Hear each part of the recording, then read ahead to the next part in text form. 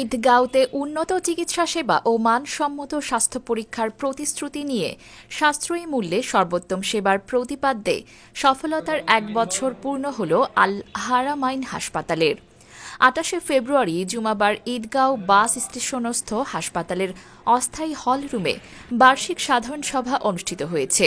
সভায় marketing director Mahfuzur রহমানের সঞ্চালনায় হাসপাতালের চেয়ারম্যান মোস্তাফিজুর রহমান লেদুর সভাপতিত্বে বক্তব্য রাখেন হাসপাতালের finance director Joynal Abedin, lab and pharmacy director Shihabuddin, administration director Tarekul Morshed, অধ্যাপক সরোয়ার কামাল। সভায় ২০২৪ সালের হাসপাতালের বার্ষিক প্রতিবেদন, ২০২৪ সালের হাসপাতালের নিরীক্ষা প্রতিবেদন, ২০২৫ সালের বাজেট প্রস্তাব সভায় উপস্থাপন করেন এবং বাজেটের বিশেষ দিক সমূহ তুলে ধরেন human resource director Mohammad Shawkat.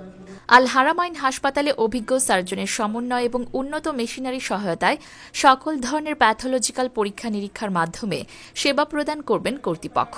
সাধারণ কেবিন ও ভিআইপি কেবিন, জেনারেল ওয়ার্ড, নবজাতক ও শিশু কেয়ার ইউনিট, জরুরি অক্সিজেন ব্যবস্থা, জরুরি অ্যাম্বুলেন্স সার্ভিস রয়েছে। স্বল্প খরচে উন্নত সেবা দেয়ায় অভিজ্ঞ ডাক্তার দ্বারা সেবা প্রদান করা হয় হাসপাতালটিতে।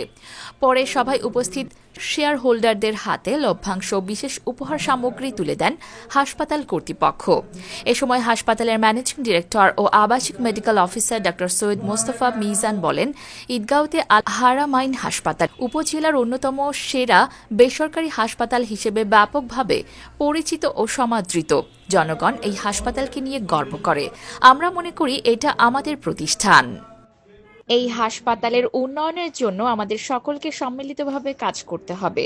তিনি সকলের দোয়া ও সমর্থন আহ্বানের পাশাপাশি হাসপাতালে আগত রোগীদের প্রতি আন্তরিক সদয় ব্যবহার ও সহানুভূতিশীল আচরণ করার জন্য ডাক্তার, নার্স ও সংশ্লিষ্ট সকলকে বিশেষভাবে অনুরোধ করেন এই মেডিকেল অফিসার। পরে বিশেষ দোয়া মোনাজাতের মধ্য দিয়ে অনুষ্ঠানের সমাপ্তি হয়। ডেস্ক, জি কক্স টিভি।